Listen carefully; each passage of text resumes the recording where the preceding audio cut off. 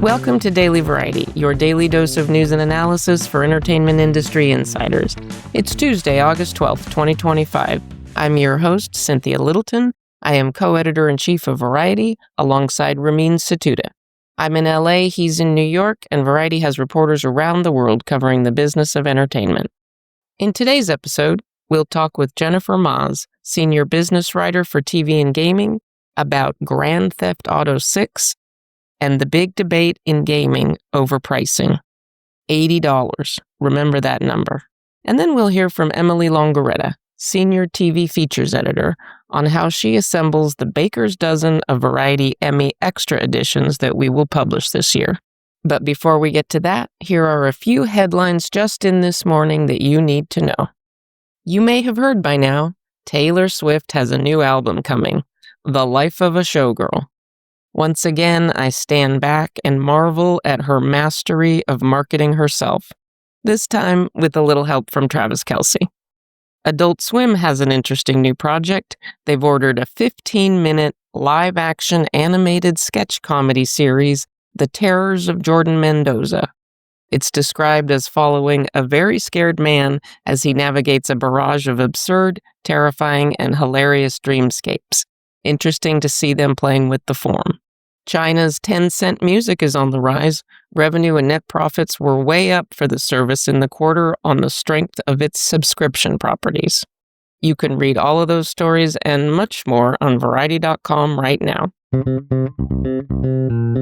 Now we turn to conversations with Variety journalists about news and trends in show business.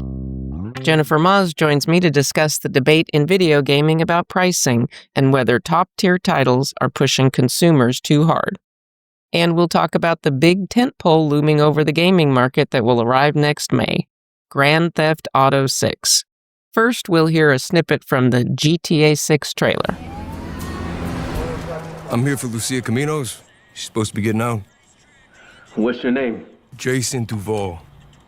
I've seen you here before. You might have. Jennifer Maas, thank you for joining me. Happy to be here. You had an interesting story that I wanted to draw you out on. There's a lot of discussion about pricing of video games. And that came up, you had a conversation with Take-Two Interactive CEO Strauss Zelnick on the occasion of their second quarter earnings. I wanted to talk to you about that, but let's talk specifically about the price point that everybody in gaming is talking about.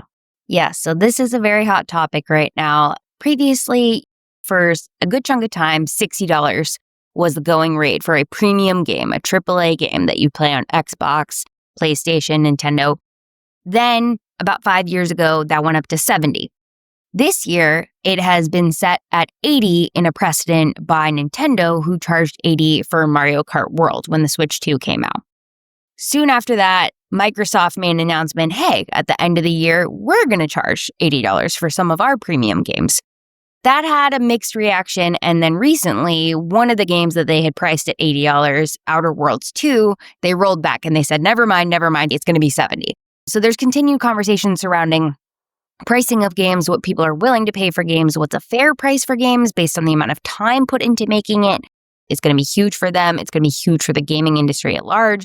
And people have been waiting 10 years for this game. So Strauss would not come up with a price yet. They're not ready to announce that just yet.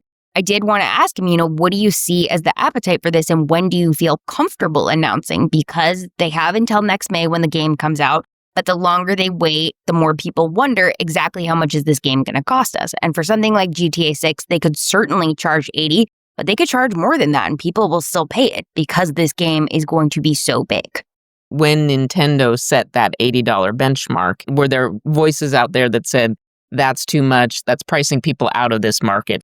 Absolutely, yes. It was a discussion as soon as that price came out. People were already having a lot of the concerns about just the price of the Switch 2 in general. There was pushback to it, but look, the Switch 2 has been selling like crazy and Mario Kart has been selling like crazy. Remind us what they charge for the Switch 2.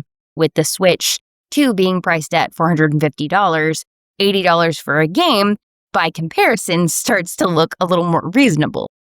So you're saying that historically the factors that have gone into game pricing is the cost to produce it, the labor, And goodness knows, between general inflation, there's been a unionization push in gaming, so their costs are certainly not going down.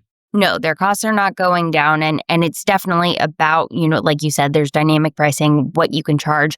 A game does offer hours and hours more entertainment for people. There are multiple people, whether you're a completionist or not, as it's called, where you can go down side quests, you can do everything. You can try and get every trophy for hitting every benchmark that the game has to offer. But for something like Mario Kart, it is less about like a cinematic experience, a long story, but it has multiple replay value, right? Like you play with your friends online. You will play for hours. Mario Kart, you're going to play a race over and over and over again. And now it's all about relativity there. So if they set the precedent, if Microsoft is able to make that go through with other games by the end of the year, what then becomes the precedent by next year for GTA 6 and other games? It could be 80, it could be more. And Grand Theft Auto 6, as you have been reporting, every shred of information about this game, millions of people flock to our coverage. It'll be interesting to see how the arrival of this will be greeted as a major showbiz event. That's truly what it is. The way that the industry at large has been talking about it as not the biggest game release of all time, but the biggest piece of entertainment release of all time is how they're putting it. What is it about this franchise that keeps them coming back? I think one of the things about the franchise is, one, there's a lot of millennial nostalgia there. There's a lot of Gen X nostalgia there. It was one of the first big games that got a lot of people into it, depending on how young you were at the time the first one and the next ones came out.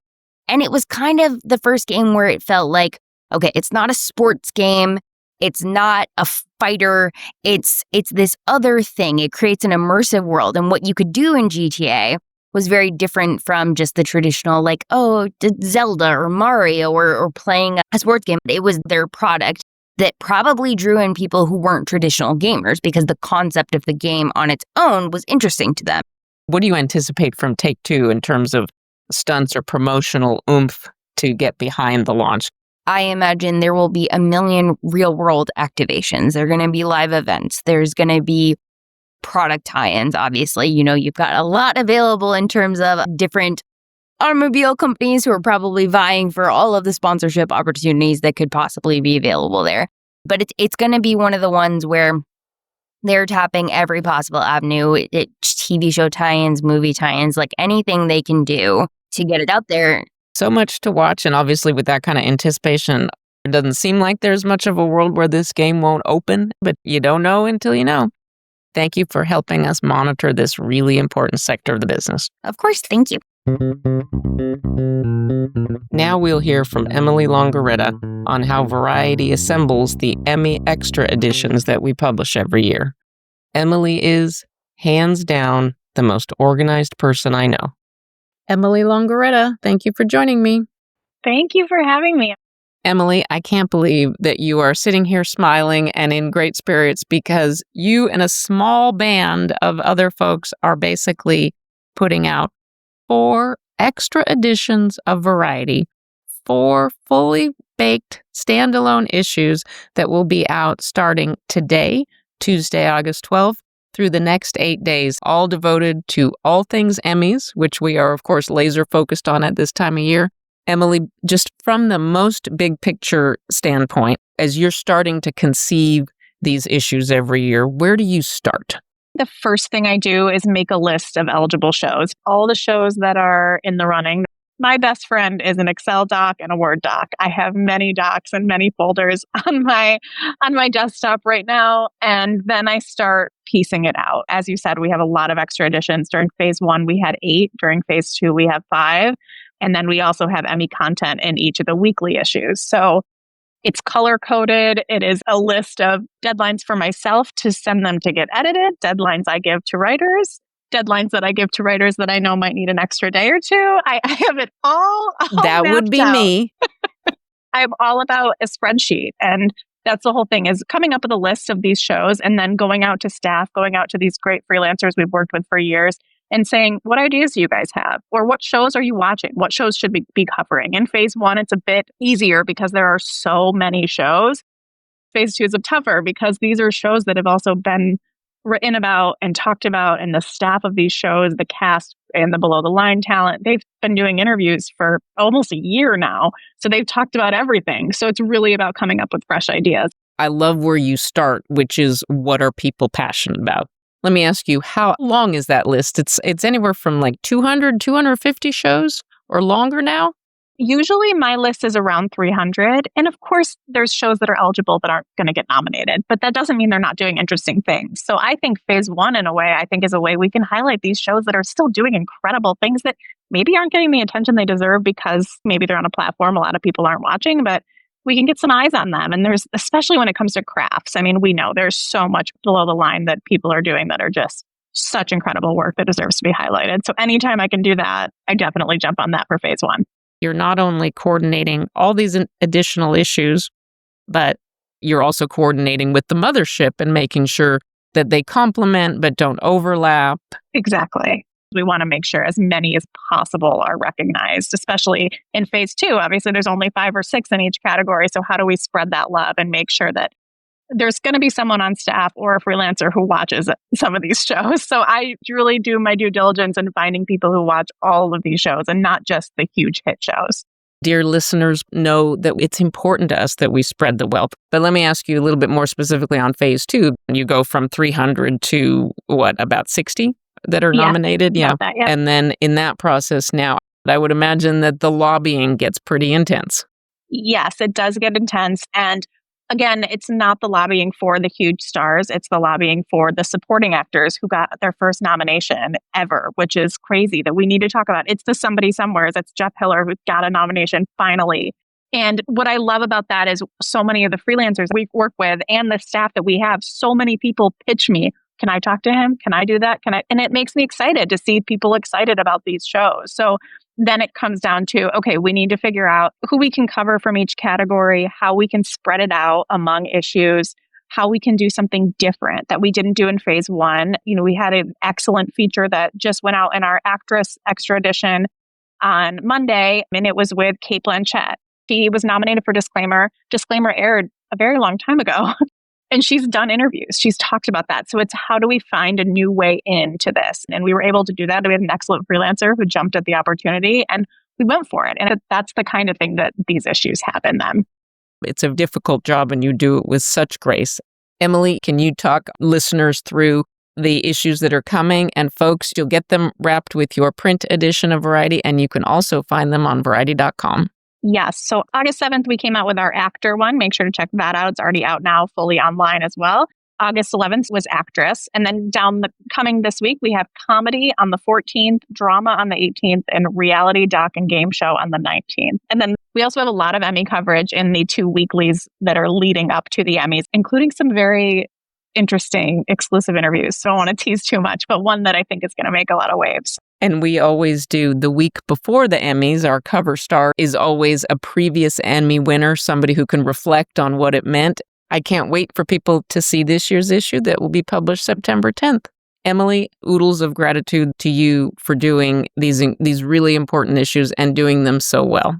We will see you at the Emmys. I'll be there. As we close out today's episode, here's a few things we're watching for. I'll be heading to the Paramount Pictures lot tomorrow with a few colleagues to meet the new regime at the Melrose plant. I'll have a full report in Thursday's episode. We can't wait to show off Wednesday's print edition of Variety. We have a great cover story from our own Clayton Davis. Stay tuned. I'm getting excited about Eleanor the Great, Scarlett Johansson's directorial debut. It stars June Squibb as a woman who tells some pretty fantastical tales. It's in theaters September 28th from Sony Pictures Classics. Before we go, congrats to Liz Tang. She's joined Fox Entertainment Global as VP of UK Content and Acquisitions. She's based in London. Tang spent the past 5 years with Fifth Season and Endeavor Content. Thanks for listening. This episode was written and reported by me, Cynthia Littleton, with contributions from Jennifer Maas and Emily Longeretta. It was edited by Aaron Greenwald. Sticks, Nicks, Hick Picks. Please leave us a review at the podcast platform of your choice, and please tune in tomorrow for another episode of Daily Variety.